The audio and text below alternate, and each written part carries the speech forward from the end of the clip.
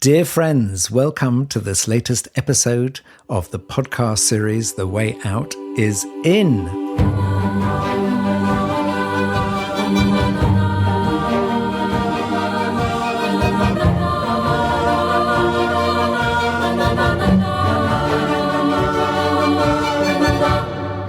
I am Jo Confino, working at the intersection of personal development and systems transformation. And I'm Brother Phap Huu, a Zen Buddhist monk, student of Zen Master Thich Nhat Hanh in the Plum village tradition. And Brother Phap Huu, today we have chosen to talk about one of Thich Nhat Hanh's most well-known calligraphies, which is very short and very profound. And the calligraphy is, "Are you sure?"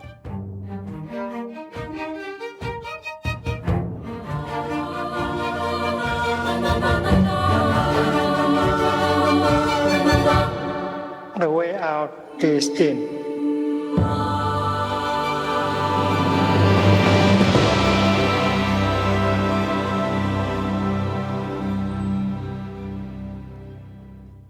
Hello, dear friends. I am Jo Confino. And I'm Brother Phap Huu. And brother, today we're going to talk about Thich Nhat Hanh's calligraphy, Are You Sure? And Thich Nhat Hanh's calligraphies are very powerful and profound because in just a few simple words, he asks us to go very deeply into the meaning of what it is to live a good life, actually, and how to, and it takes us into the sort of all the area around, our suffering, our happiness. And what we find is actually in one sentence, we can find all of his teachings. So, brother, are you sure? No, absolutely not. Correct answer. So, brother, why is this an important thing to contemplate on? Are you sure is a question that directs towards our mind consciousness and particularly our perceptions. So we are always curating perceptions. Our perceptions are formed through what we see, what we hear, what we have observed. And a lot of the times we believe our perceptions. And because of our habitual energy of self, which is like there is pride that is connected to it, there is certainty that is connected to it, there is a righteousness energy that we all carry in our way of being. And sometimes that righteousness has been co-created because maybe in our society, we have to present ourselves as someone who is very confident, very sure, in order to be heard. So looking at this and sharing about this, we can see that our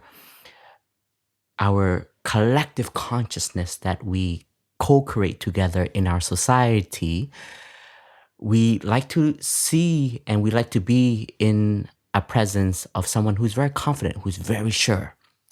And the Buddha has taught us that sometimes he would say 98% of our perceptions are wrong. And the other two we're not sure about. And the other two should be our way of double checking, right? And sometimes we speak about the healthy doubt. So doubt as a mental formation can be very painful. It can make us, uncertain of so many things, and it creates inferiority complexes and so on. But in the light of meditation, the second wing of meditation, wing as in a wing of a bird, we have to learn to deepen our understanding, to reflect. So reflecting is double checking. It is to look more deeply to see its root, its source of the perception that we have created. And this is an ongoing practice. Like, are you sure? In some of our locations in the monastery, we would have it like literally framed because a lot of the time we can be very sure about our own self, about our own practice, about our own growth, about even our own insight. And in the spirit of Buddhism, which is the path of understanding and liberation, liberation has no end. There is no, there's no mind that once you've arrived here, you stop. And I think a lot of the perception about Zen is like, let's reach enlightenment and then you're done, right? But enlightenment is always enlightenment of something. And that enlightenment, it's a kind of understanding, and understanding is very organic. It has to be alive. It's adaptive to the suffering of our times, the happiness of our times, the well-being of our times. So our looking deeply should always have a question like, are we certain? Are we sure?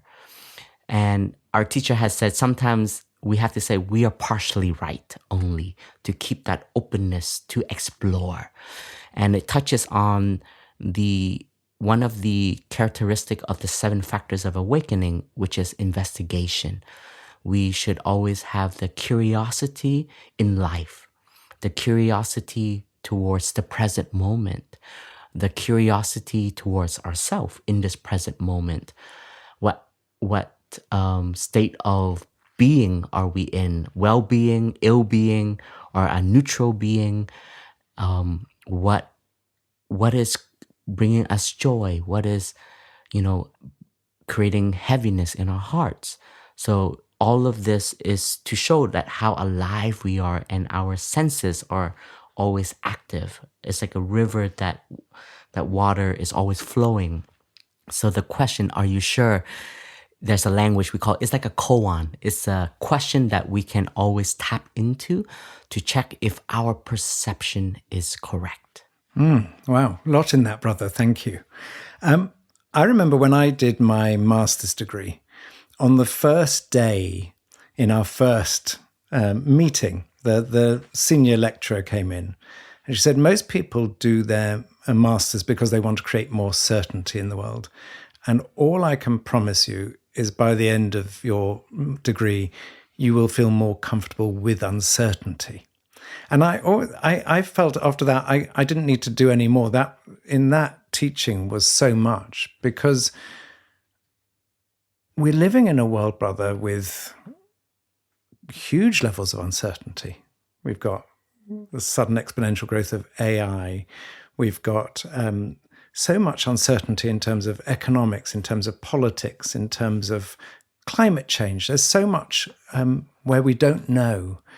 And often people want to look for certainty when there's uncertainty. They feel they need to find a grounding, because if they don't feel grounded, then they can just be overwhelmed and washed away. So let's get back to some basics here. Being certain is not really a good foundation, but Buddhism offers us some very good foundations to live with uncertainty. So do you want to talk a little bit about what is it in the heart of Buddhist philosophy and practice that allows us to stay centered in uncertain times? The thing about Buddhism is we love lists and we love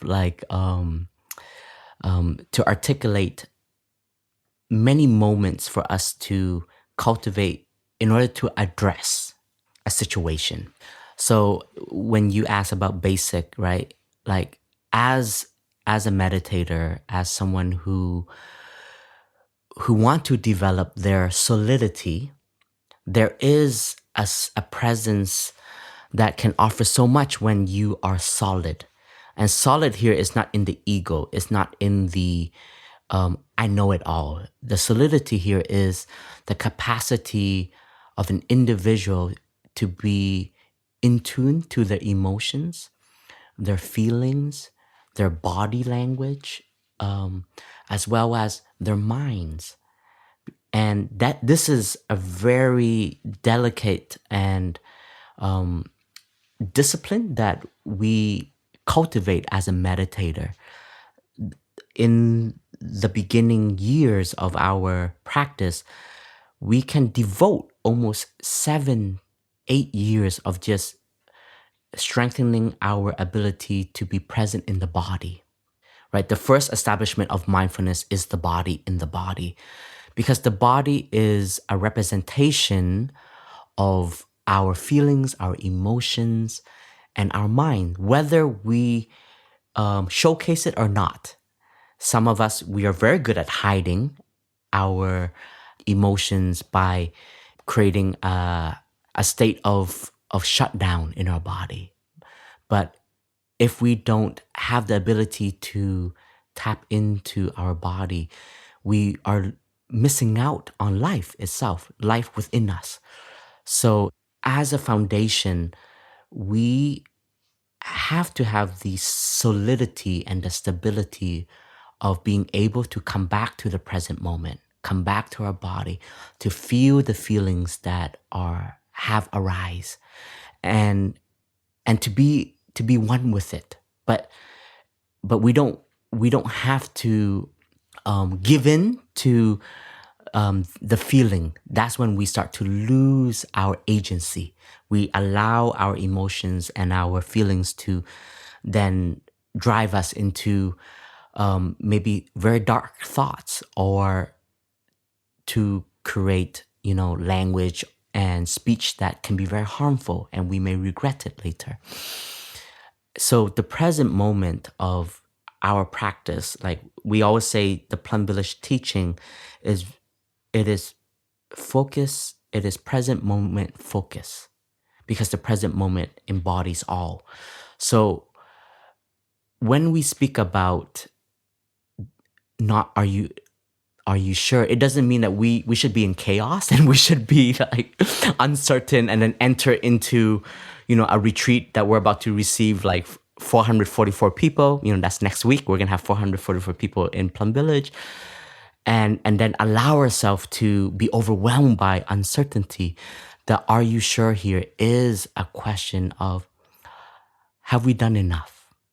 Have we shined the light of awareness to the task that we need to perform and take care? So there's a difference between chaos and the deep looking of, have we shined the light of awareness to the suffering, the project, the care, and the happiness that we would like to tend to? So I've trained myself. I've trained myself to always come into a retreat, for example, especially when we go on tour. We come into a different culture. We come into a country where we don't have the surrounding that is supportive, like Plum Village. And recently we were in a country where Buddhism is very new to so many people. So we can be sure that we know the Dhamma works. That I'm very confident in. But how to share it and how to be with a new community that is not well versed in our tradition, I'm not certain of how I am going to exactly transmit, but I'm going to be very curious in listening to friends, their way of life, what their beliefs are, what their traditions that have been transmitted to them. And then from there, from the curiosity, we will choose language that will be adaptive and receive well. For example, we were very careful with using Buddhist terms. Like we didn't say Sangha, we used community. We didn't say sutras, we said ancient words or ancient scriptures. Or we didn't even say in Buddhism, we said in our old tradition, in our ancient tradition that has been handed down to us, we would like to share this wisdom, right? So from the curiosity, we can fine-tune our own presence to be adaptive. So there is a confidence for me when I want to show up with my full presence, but I don't want to be so certain, because if I'm so certain, then I'm not going to be able to listen. And as we know, and as we've trained, that the listening is already a communication. So are you sure? Now that we speak about it, like I actually want to print like a credit card kind of like size to put in a wallet or a pocket, because that has been so supportive for me in everything that I do.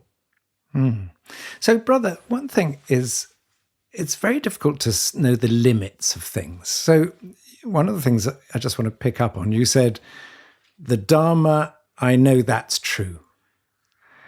And so at what point do we stop needing to say, are you sure? Because I could say to you, well, brother, are you sure that the Dharma is true? And I'm just wondering how we sort of find the limits of things so that we don't use it as a way of undermining our own insights, but actually use it as a form of inquiry. Beautiful question. We shouldn't have chosen this topic. No, because now, I'm going to double check. Like, am I sure that the Dharma will always help? So I think, the word Dharma itself with a capital D, it means the teachings of our tradition. And in the Plum Village tradition, we speak about faith from direct experience, not as in something that we believe because someone has told us. I think it's important to also distinguish, like, even for me, like I came to Plum Village because of my father. He said it would be good for me. And it's true. But did I fully believe it? Absolutely not. I was critical. I was very young, so I was very skeptical. So there has to be a curiosity in everything, right? When you hear something, even the Buddha said, don't believe everything I say. Believe what you put into practice. Because my truth or my understanding may not work for you, Jo, right? Like some of your experience that you went through would never be my experience because I haven't gone through that, or my ancestral lineage hasn't gone through that. But that is your truth. That is your direct experience. So we all have direct experience. And in the light of being a part of this community, I do want to share like my transformation and my process of practice, right? Because there are times, like even in our own community, we will meet a moment when we doubt our own practice, we doubt our own life. Like, why am I a monk? Like, is this it?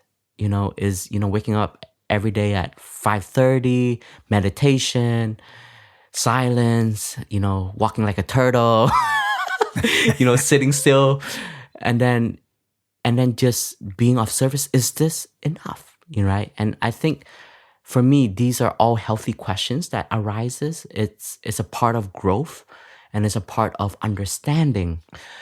In the last retreat, one of my elder Brother Phap Huu, we were in Tanzania together. And I really like how he framed the question and answer session.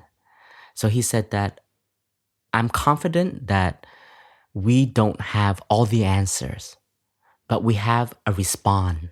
We can respond to it with our direct experience, and that can be an ingredient for you to receive and to add to your own dish that you are cooking so that you can understand what you need to understand and to digest it.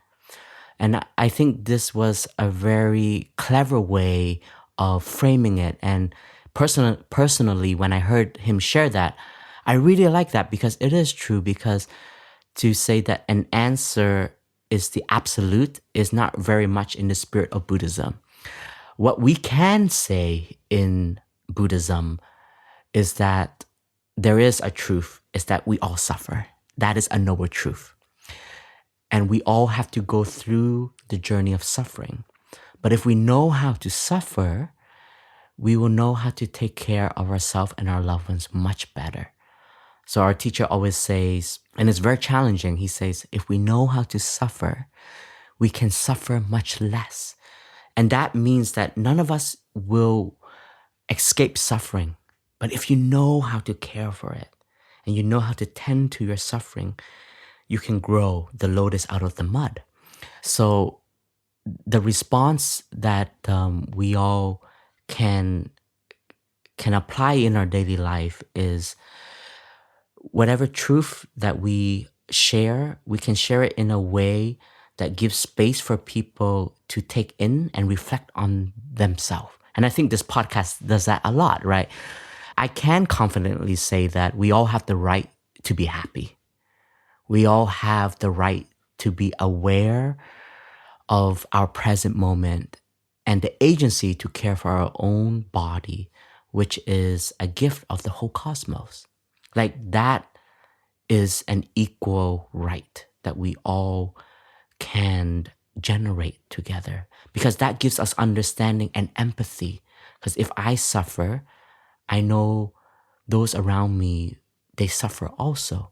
So if they go through a difficulty, my judgment, my perceptions about them can be expanded, because instead of saying that you are a horrible person, that may be a truth, but what is behind that horrible person? What are all the causes and conditions that have created this individual, right? Or this moment? So in the light of reflecting and shining our awareness, which is in our language, right mindfulness. When we speak about mindfulness, there is a wrong mindfulness and there is a right mindfulness. We can look at a burglar, right? A burglar who is about to act and steal something that is going to create suffering, but that person is very aware, maybe hyper aware, very concentrated even.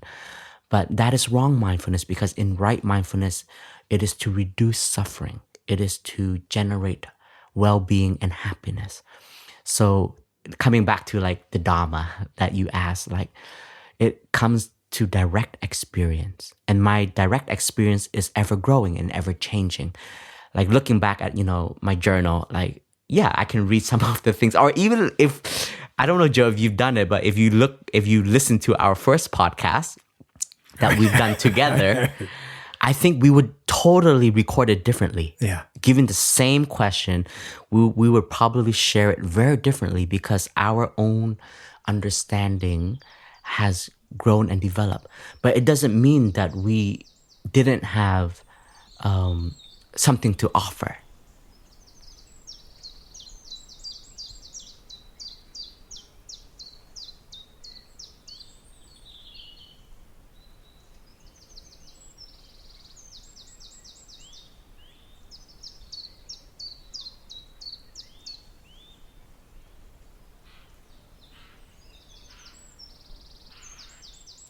Thank you, brother. And so one of the things, the cross-woven threads that we keep coming to is about taking time.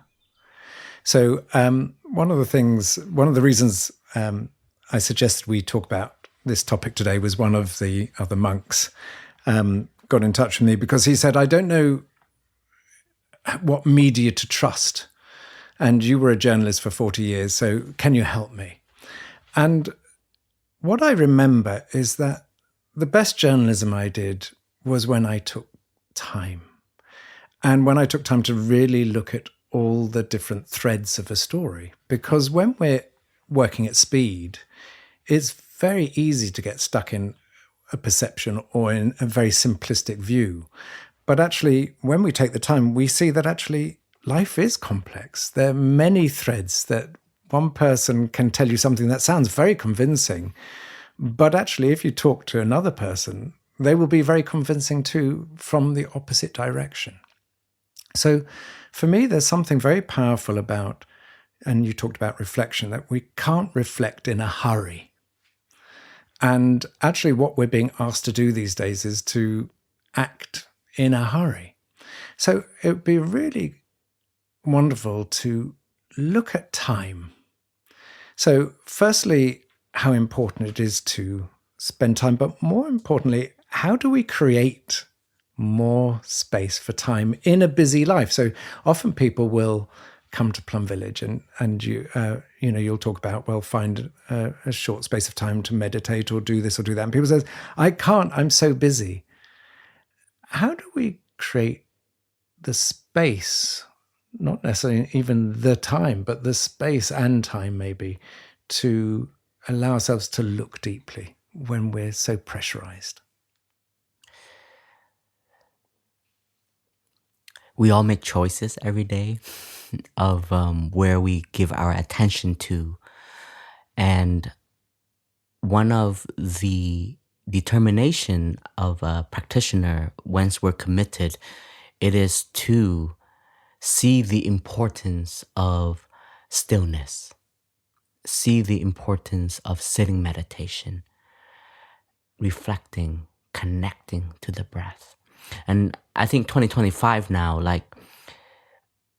I think we can all agree that with a little bit more spirituality in everyone's personal life, it will bring so much more well-being and empathy and understanding to our way of being, our way of reacting, our way of enacting our speech, our thoughts, and our actions. Maybe 20 years ago, we can say it's a luxury, and we can say that it's important to put aside, create a corner in our home, a breathing space or a spiritual space where we can center ourselves. But I think in 2025 now, with the uncertainties that you shared and the fast pace of our society, I think it's crucial that we have to see the importance of stillness, the importance of allowing our understanding to ripen. Right? We talked about AI just, before coming into this conversation of how much it can do for us now, right? But if we only look at AI or our innovations with the eye of capitalism, which is doing, then it's only going to drive us more away from the present moment, because greed grows on greed, right? And then production has no ends, and the feeling of satisfaction really have no ends. And Zen is to learn to stop. It's the first wing of meditation, is learning to give yourself the space and the time and the ability to pause. And we have to first enact it in intention. Like we have to give ourselves the intention to do it. As you have created the ability to sit in stillness, to be within the body, to bring up the feelings that are arising, to look deeply at the perceptions that we have, to check in, are we sure with it? You will discover that this ability will go beyond the cushion, beyond that corner, that space, that chair that we have allocated for our practice. The word kung fu, it means daily practice. Like everything that we do every day, it is to enrich our ability to do, to be. And I think in our times, let's remodel our language of doing into being, right? Like this podcast for me is a being moment. It's to be together. It is to share from our experience. It is not just to do in order to upload so that everyone can have a source of consumption, right? But if we do it in a way that it brings our being to the fullest, the listeners will also have a chance to connect to their true being. So I think language today is very important, how we tell these stories. And I feel in our times, it's not a question anymore. It's a matter of giving ourselves the time and seeing the importance of connecting to our body and ourself, that stillness, that solidity that we so much want to generate, because the pace of our society that we are going in, with the level of uncertainty, is going to create more and more restlessness. And it's unfortunate, but like now, right, in our times, like we see an image of somebody at a cafe, for example, and everyone is on their phones, and then you have this one person who is just having a cup of coffee and reading a book, and everybody's like, wow, like, I mean, that's how we used to be, people. Like, this is, we know how to do this, but it's just we have forgotten how.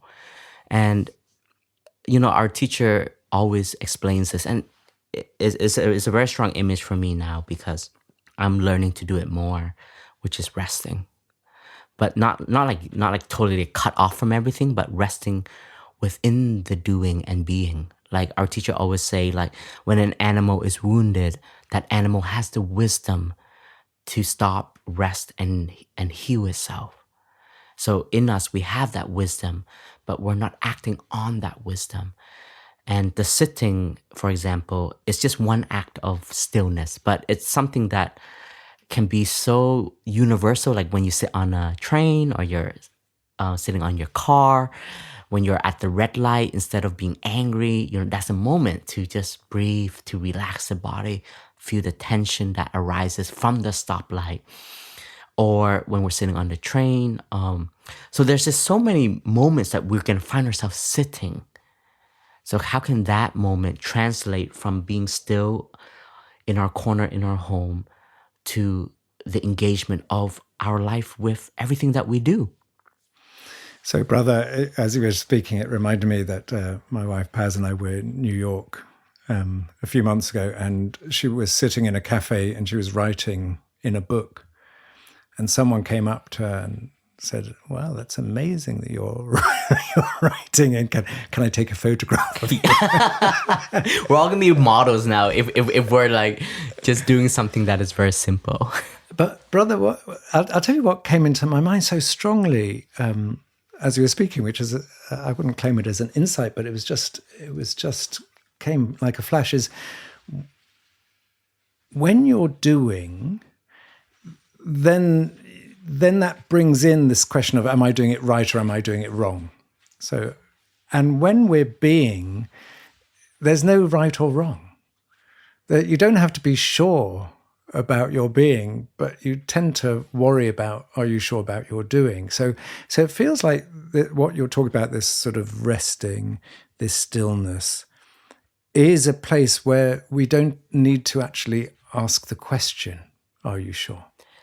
Exactly. And what I have experienced in that space that you create of the being is this openness that you create inside of you, and that becomes expansive when you're in meetings, when you are working with your brothers and sisters, your siblings in a project. So like we are gearing up for the great ordination ceremony that will happen in a few days. And that means a lot of monastics will be coming to Plum Village to receive the full ordination, to receive the 14 mindfulness training, to become a Dharma teacher in our tradition, a lineage holder. So there are layers of organizations, and we have venerables coming from Vietnam, from America.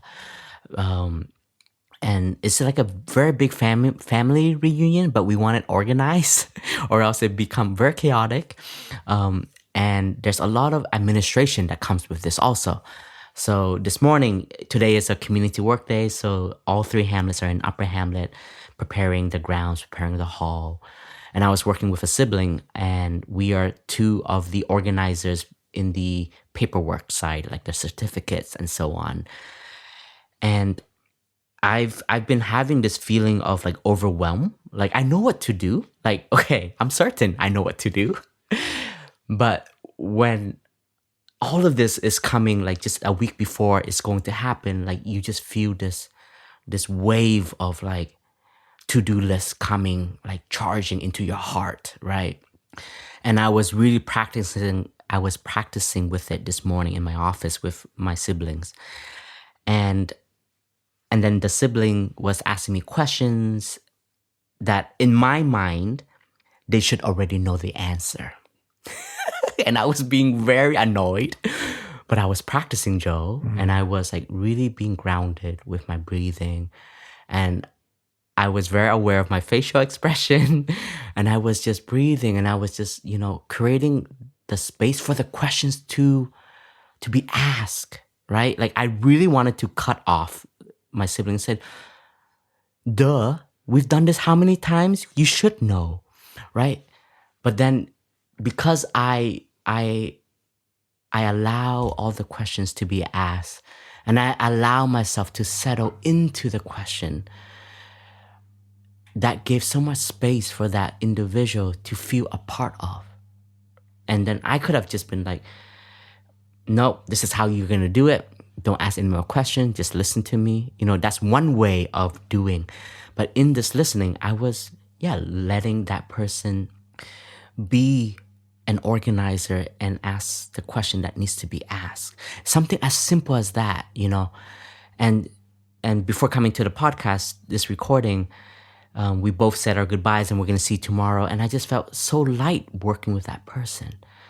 And that moment of being grounded in the feeling of being overwhelmed, feeling annoyed, I didn't react the way that my annoying energy would have pushed me to say or to give out a source of energy that probably would have made them feel very little. So this, this moment of being is so important, that I saw how it continued to nurture our relationship and my team working ability. And as we move forward in our way of life in society, with the pressing matters, whether it is climate, whether it is wars, or whether it is family, this very simple thing. If we just learn to listen a little bit more, to ask the question, are you sure? Very recently, a brother messaged me and asked for a conversation, and I listened to him, and it was very beautiful because he said, brother, I want to double check with you a perception. I have a perception that another member in the Sangha is angry with him. It was a very, how beautiful is that to just double check? And the brother shared to me everything that he's feeling, and all of the past experience of, if this person have done this, it equals this. And he was skillful enough to still be reminded that this is still my perception. And because I was working with this other sibling for a few months, so I was feedbacking to my brother of everything that I have experienced with this individual. And in my mind, I think it's a wrong perception. I think it is, this person is going through and have so much on their plate that they're going to be less outgoing than the past.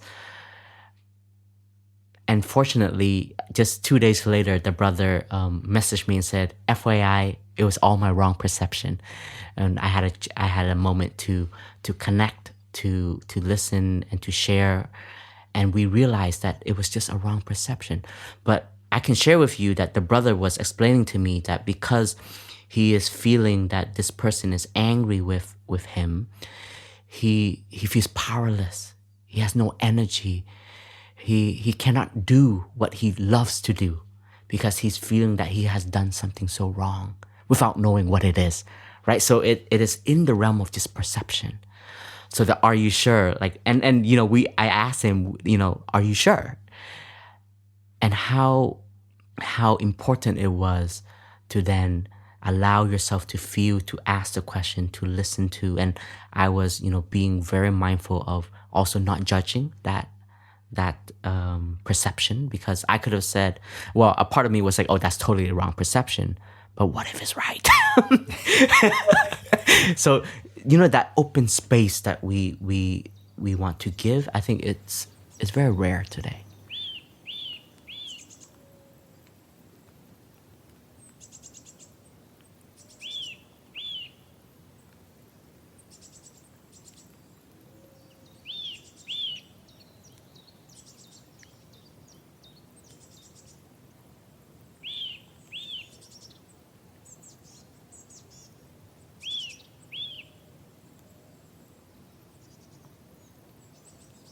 And brother, what I hear you saying, which I think is worth picking up on, is often in Buddhism, when we talk about deep listening, most people assume it's deep listening to other people. But actually what you're describing is the importance of deep listening to ourselves. Because actually because our perceptions are often, our habits are so fixed that they are literally automatic and we don't even notice them. But actually this sense of actually paying attention to one's own mind, paying attention to one's thoughts, paying attention to one's words is actually very, very deep about that. Is, for me, the power of deep listening is not just to other people, but to ourselves, because actually we realize that we're constantly judging, we're constantly perceiving. And what I love about what you say is it's not about feeling guilty that these feelings arise, because they're deep within us, but it's about being able to pay attention, to notice them, and then to respond differently from that energy. So what you described is so perfect, because when the energy of frustration comes up, there's so much pressure to act on that energy because we believe that energy is correct.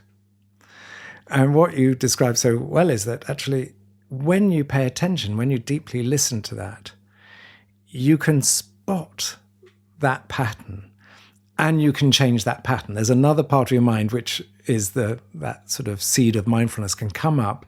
It can be aware of what's going on and it can say, actually, you can act differently.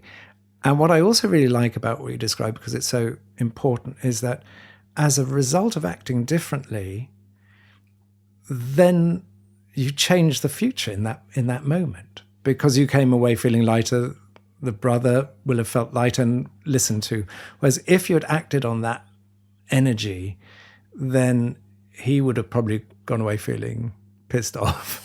You would have ended the meeting feeling pissed off, and actually it would have caused a further separation. So is there anything else, while we're on this topic, is there anything else to be spoken about how do we catch these thoughts? How do we train ourselves to catch these thoughts? Because they're powerful, they're automatic, they're fast. And so to counter, not necessarily to counter them, but to recognize them and act, we actually have to become an expert at challenging them. Another very good question. Thank God. I've got to come up with a couple of good ones. I think one thing that I can share is, are you sure? Like, once you have, allow yourself to ask the question, maybe this is a wrong perception. And then, like, we may have, given ourselves that 1 hour to the are you sure question. And a lot of the times, and it's a very difficult practice, but this is our practice, like, to not be attached to also the pondering if this is correct, right? Like, there has to be a moment where we have to go and then continue to live our life, like to practice to be with all of the other conditions that are around us.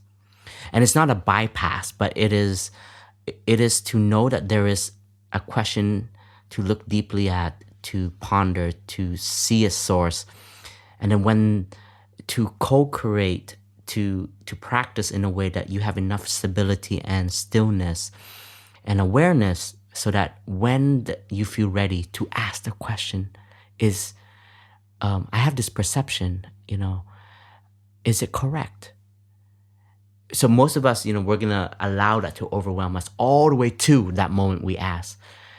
And this discussion with this brother that I had, and the brother kept it was reassuring me, and I'm very grateful for him. And he said, yeah, I have these feelings, but I am sure, but I know what to do. I know how to practice. I know I can dwell in my steps. I can nurture my stability. I can nurture my open space inside of me, so that to not let that second arrow come, right? So there's a teaching in Buddhism.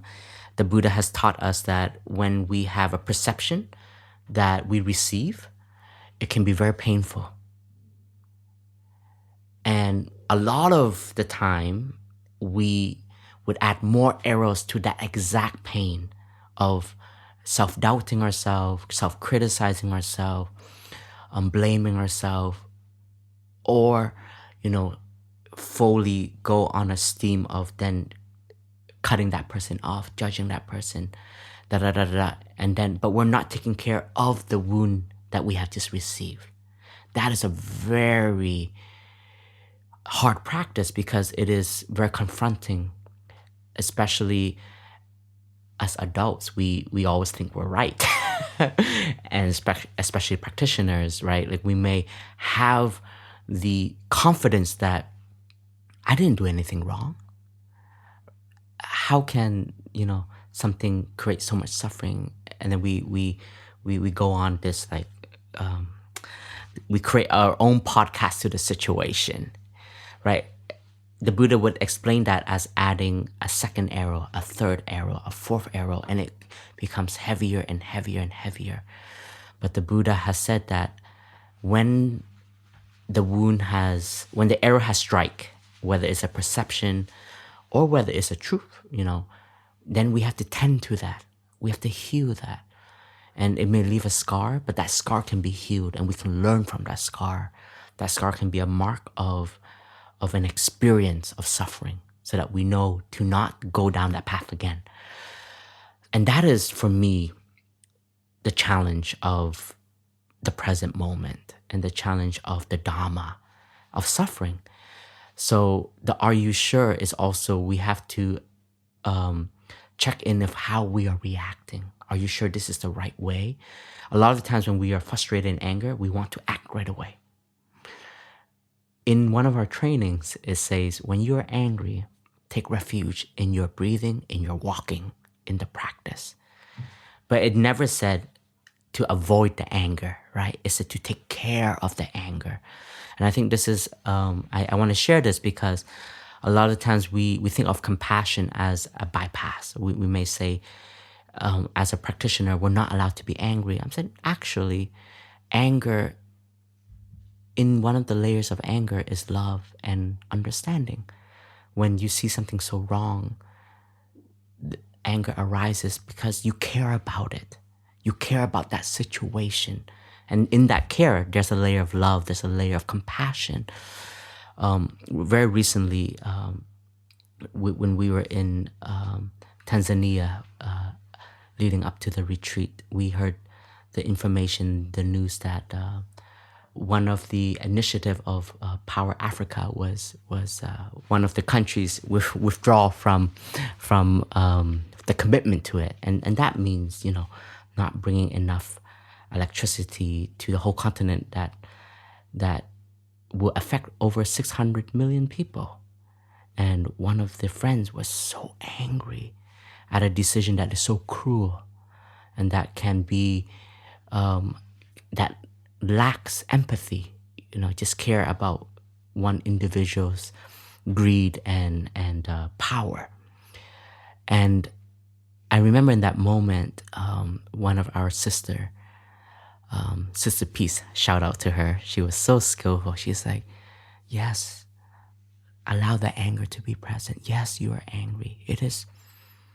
We have to embrace the anger. It is only right to be angry. How can someone lack so much empathy to make a decision that will affect millions of people, right? And so in that moment, to then tend to that arrow right away, to know that the wound is there, to be there with the wound, to feel the vibration of that anger in the body. And a lot of us, I honestly, when I was in that space, I just listened. I have no solution, Jo. There's nothing I can do. But just to listen and just to feel that agony and feel that hurt and feel that pain, and to allow that feeling to be present and to be with it, And in the pain and in the agony, it only strengthened more why it is so important to bring the insight of interbeing into life. That's how I come out of my own lack of power. Sometimes you feel you cannot do anything in that present moment. But from deep down inside, then the Dharma that you have received, the teachings that you have received, the insight that you've lived, the interconnectedness of pain, suffering, and happiness, how it is so interwoven, that interbeing, then you connect to that. It only strengthens your commitment. It strengthens the missions that you have aspired to whether it's the voice of, it is the action of, it is the representation of. To be with agony and pain in a way to continue to strengthen our aspiration. Thank you, brother. And you're talking a lot about that very difficult to know if we're sure on our own, and the power of community, the power of friendship, that actually we sometimes need good friends to let us know if we think we're sure and maybe we've got it wrong. We need good friends to be able to ask questions saying, as you said earlier, I have this perception, is it true? That actually we need good friends to just help us to really see the blind sides of ourselves. Paz is a wonderful person for pointing out all my blind sides. And I'll give you an example. So I've been writing this book about photography, and I've been writing about it in relationship to the Dharma. And I was writing about non-self, some aspect of that. And I read it to Paz, and she said, "You don't know what you're writing there. You don't really live that at all. That you may have an intellectual understanding, but actually, do you really believe in what you're saying? Do you really honestly know that deep down?" And I thought, yikes, no, I don't.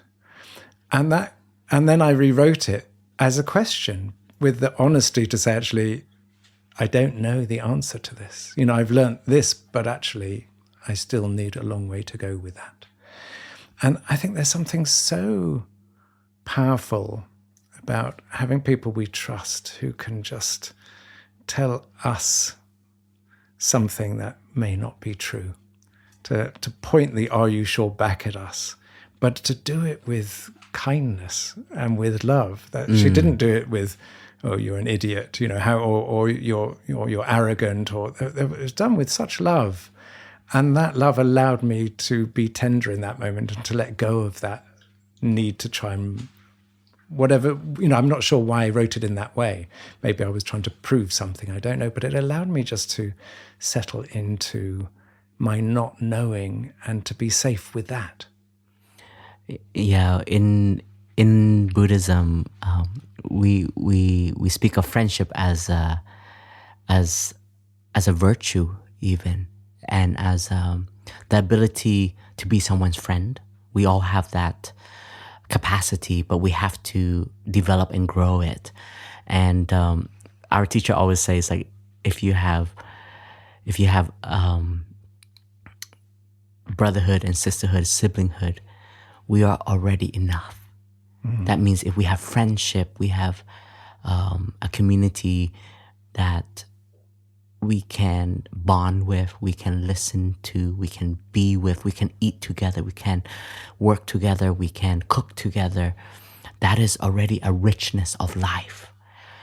And so many times, I've taken for granted the siblinghood that I have, and only sometimes when you find yourself alone and you find yourself in a difficult place, and then you realize, there are someone I can go and mindfully vent and not be judged. Yeah. And or just to, allow me to vent, because we're also human, and that's a part of our circulation sometimes. It's just to speak what needs to be said. And there are moments when you speak in a position that then it becomes a message that's not what you meant, but it's just something you hold in your heart. And if you have someone that understands you from a place of human beings and friendship, and like knowing that you are of all the natures of mud, also as in all of the flowers of the garden of humanity, but there's so much things that sometimes in you don't understand. You can't believe that it's happening, and you just need to say it. And people always ask me, like, is there a place where you can like let go, like to feel, to relax, to release? And I said, one is music, and two is being with my friends in whatever way it may be, drinking tea, drinking coffee, talking about basketball, talking about Sangha life, talking about, the ups and downs of life in a way that can just let ourselves hear ourselves also. And what you shared, that ability then to feedback. In our culture, we always say, like, if I don't care about you, I will never give you feedback. So when you receive feedback, it's actually love. And of course, there is a better way to offer feedback, and there is a worse way to offer feedback, right? There's a way to give feedback as heavy criticism and making that people feel less than. And then there's a way to offer feedback of offering truth, but offering it in a way to allow that person to see their shortcoming and your hope of wanting them to develop and grow. And we always say, like, in community life, if you're not receiving feedback, we have to double check our relationships. And it's real, Joe. Like, we do this once a year. We do this shining light practice, and every individual gets shining light from the community. And if your shining light has no concrete feedback that can help you grow and develop, and it's only maybe flower, and it's only like just praising someone or just like bypassing them to pass time, like, which has happened unfortunately sometimes in our community, then we see that person is their way of being in the community is not deep enough. They're not surrendering themselves enough to the community. They're not giving their whole being yet. There's a lot of protections and shields. So it's very interesting. It's a very interesting practice in friendship. It's interesting you talk about feedback, brother, because I was coaching someone just yesterday, and she was describing how her boss never gave her feedback, and she just had her annual review, and the boss basically for the first time gave her some proper feedback, but some of it was not positive. Some of it was, this is where things aren't working.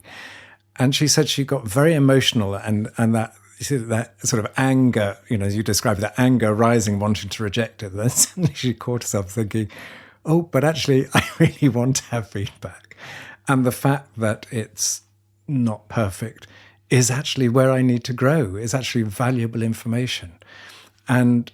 But again, the initial energy was so much just to sort of push it away, to say, why is it that you need to say that? And it's just such a powerful force in us that we need to take real time and effort to really counter that. Yeah. But brother, I want to ask you about the historical and the ultimate dimensions of Are You Sure? Because what was coming up in my mind is that there are different levels of being sure. So to give an example, so we are absolutely sure that climate change is bad and that it's creating destruction, and that the way we're seeing the political climate, the economic climate, the ecological climate, that we may be heading for some form of collapse. So we're sure that that is a very, very bad thing, because that's going to lead to untold suffering. It's going to lead to, well, unimaginable suffering, actually. And yet, from the ultimate dimension, in the great arc of history, we know through impermanence that everything arises and everything collapses. So that we can be sure on one level that something's bad, but on the level of the ultimate, it's actually neither right nor wrong. It's neither good nor bad. It just is. Exactly. So I would really love you to talk a bit about that, because it's like the one thing I'm sort of learning increasingly is about the ability to hold more than one truth, that there are different truths, and that those can sometimes look as though they're in conflict with each other, but actually aren't. So how can we use this sort of understanding of the dimension of this is the present moment, and this is the life we're living, and another dimension which is sort of that everything's fine, to help us to navigate life in a way that doesn't mean that we spiritually bypass it, but that we are able to see things from different perspectives, and that allows us to in a sense do what you're suggesting, which is to investigate. Because when we understand their different dimensions, different ways of seeing life, that allows us to, in a sense, to look at life from different perspectives and find our place in it much easier. I think what I'm going to respond, like the ultimate and the historical, when we first learn it, we learn it as separate pairs to understand it, but in reality, they also interbe. The historical is in the ultimate, and the ultimate is in the historical. So from my understanding and what I put into practice is, yes, the present moment, the world is burning. Like there is a lot of fear, a lot of pain and suffering, a lot of anger. And I have anger too. But at the same time, there's also a lot of unity. There's a lot of collective communities in relation to the pain and suffering that are arising. So in the ultimate dimension, we see that the two pairs come at the same time. Wherever there is darkness, light will appear. Wherever there is light, darkness will also be there. So in the present moment of practice, like the practice is to accept the reality as a truth, right? And then in the present moment, to do everything in our capacity to care for the pain and suffering that starts within us, and then expands to the inner circles around us, our loved ones, our community, our homes, our colleagues. And then the ultimate dimension is to see the ripple effect of it that is beyond time and space. That is where we can see our continuation of actions.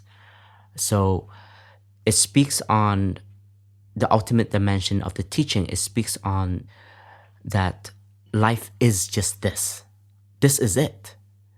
And every moment is this is it. But every this is it is developing a new moment. So in the ultimate, like we can envision the continuation body that we would like to give to the future by being that in the present moment.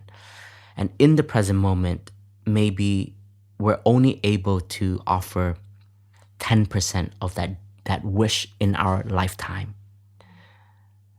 But in the ultimate dimension, that action is not lost, because it will ripple into what you may not know and see.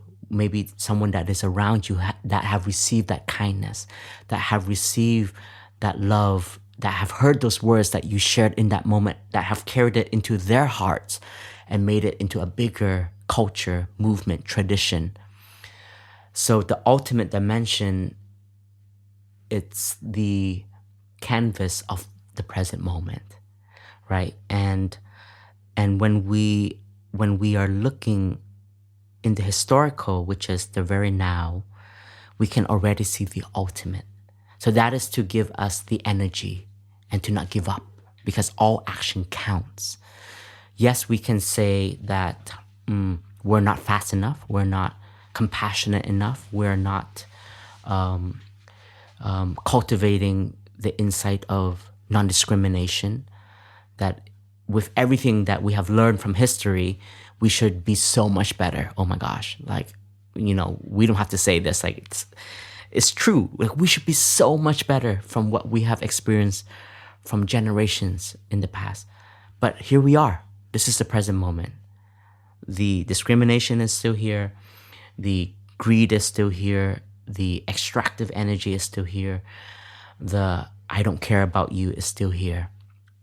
And how can we, in our present moment, transform that? Because that will ripple into the future.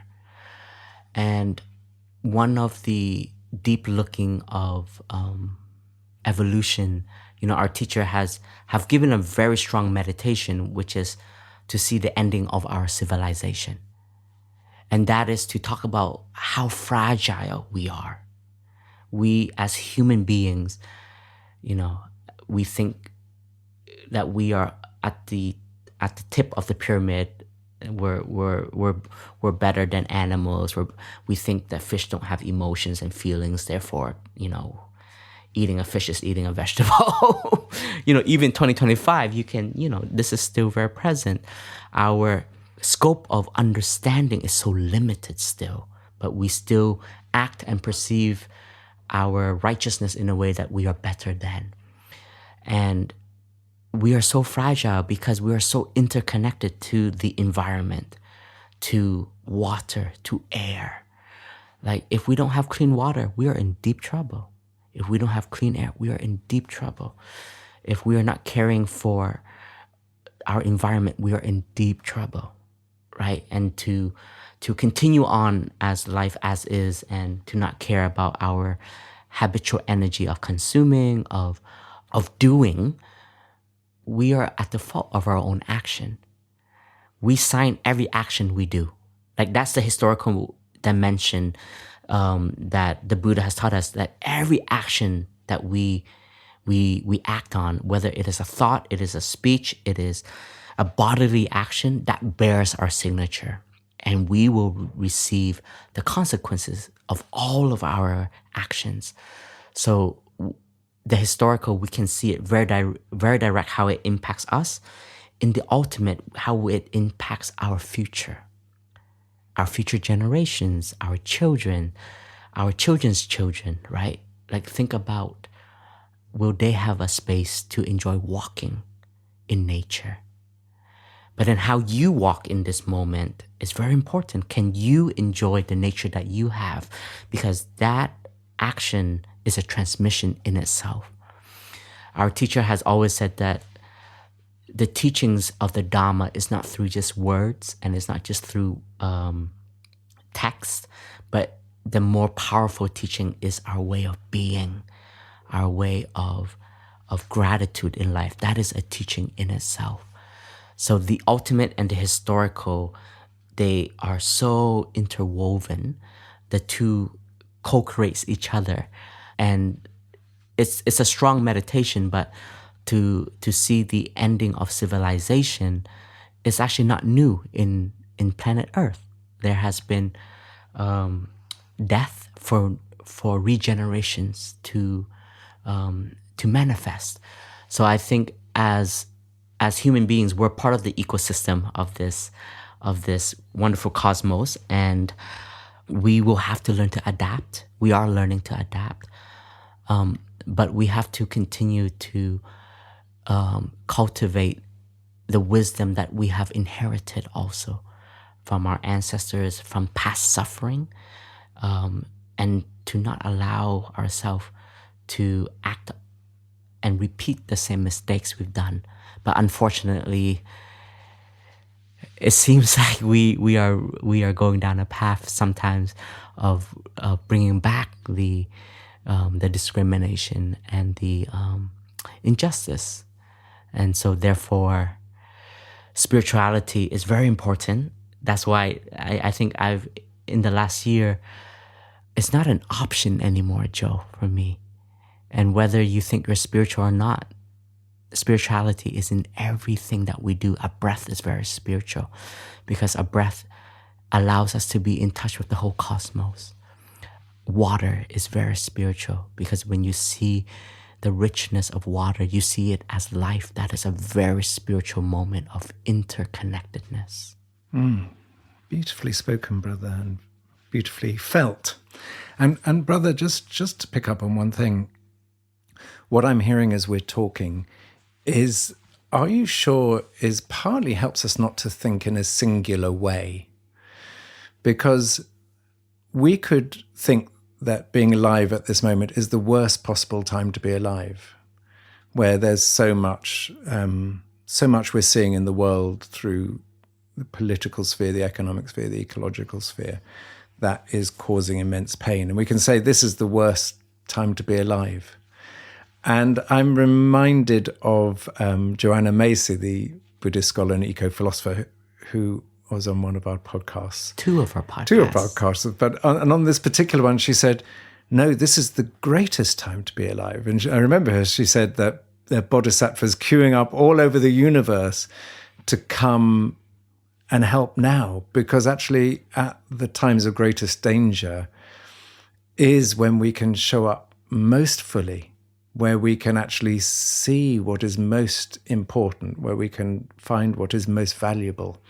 And in good times, often we take it for granted. And when it's difficult times, we start to really appreciate what it is we have. We appreciate our friends. We appreciate our community. We appreciate all the things, all the gratitudes we have in ways that often we don't in good times. So there's something around what you say is, as we show up, we create that sort of ripple effect into the future. And so right now in these times, showing up with dignity and respect and love and tenderness and, as you said, fierce compassion is actually a badge we can wear and something we can step up to. In times when they were good, we may not feel the need to do that.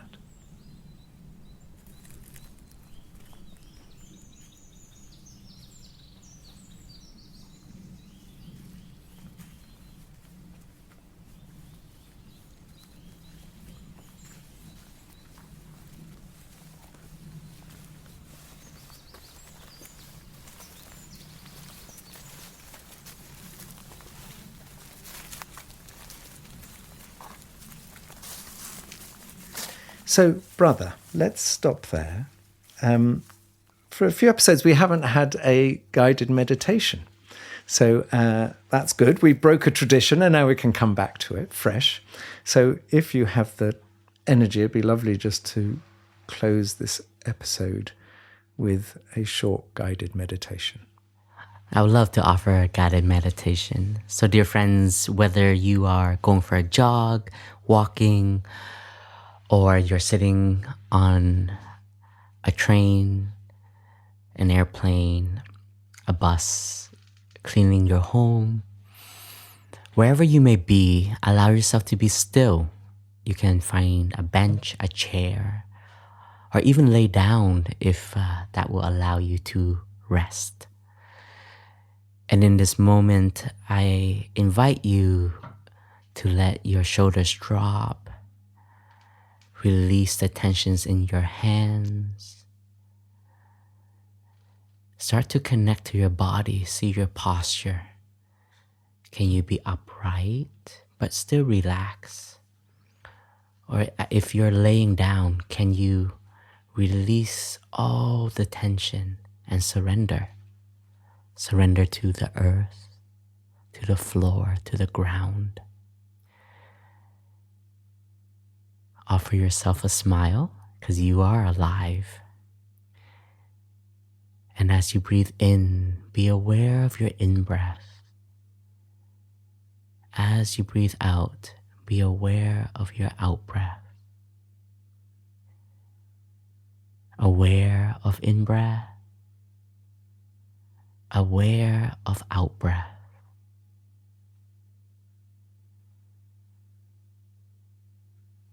Let the breathing come naturally.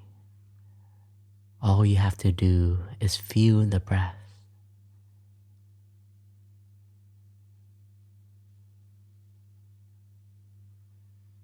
Breathing in, you allow your breath to become deeper.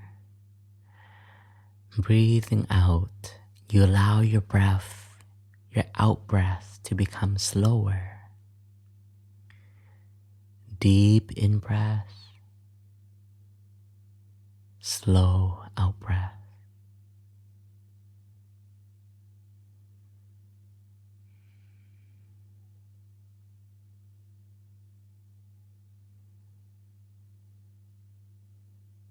As you breathe in, I invite you to feel the calm that is generated from the breathing and the being. Breathing out, allow yourself to be at ease with each out-breath. Calm as you breathe in, ease as you breathe out.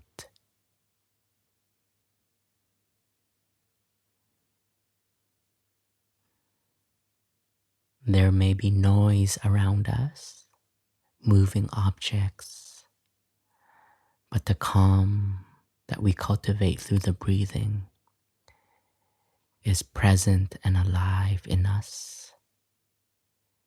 And the ease that we feel, we don't allow the outer condition to remove it from us.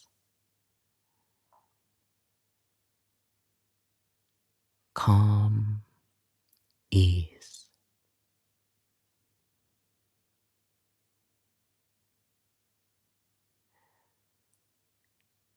Breathing in, we offer ourselves a smile to life, a smile to this moment.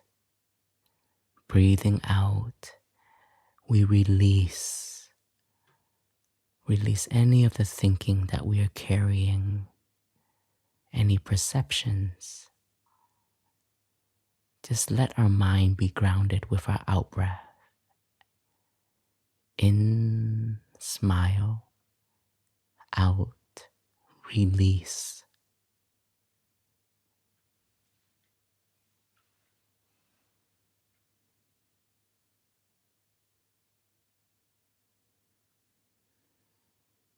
Breathing in, I am being alive in the present moment.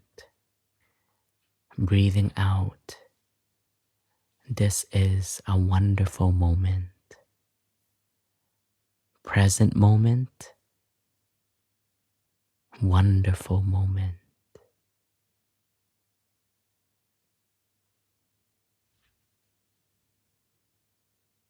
Breathing in, I breathe in the historical dimension. Breathing out, this out-breath will go beyond time and space into the ultimate. Let my mindful breathing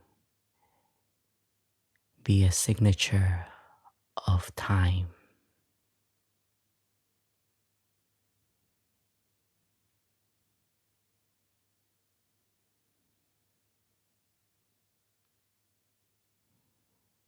Thank you, dear friends, for breathing together. I hope you feel at ease and calmness in the present moment. I do. Thank you very much, brother. Dear listeners, we hope you enjoyed this episode. If you did, you can find many more, and you can find us on all podcast platforms, so on Apple Podcasts, on Spotify, also on our own Plum Village app. And you can find all previous guided meditation of this podcast on the on-the-go section in the Plum Village app. This podcast is co-produced with Global Optimism and the Plum Village app with the support from the Thich Nhat Hanh Foundation. If you feel inspired to support the podcast moving forward, please donate at tnhf.org/donate, as well as you can also support our construction projects in Lower Hamlet after the fire incident, as well as other infrastructure projects that are the home of many monks and nuns and the community. And we really want to offer our gratitude to our friends and collaborators, to Clay, aka the Podfather, our co-producer, as well as Kata, our other co-producer. Grateful to our other friend that is also named Jo, who is our audio editing, Anka, our show notes and publishing, and Jasmine, Cindy, our social media guardian angels, as well as today, Georgine on sound engineer, as well as Paz, who is a continuous support in the room. Thank you and see you next time.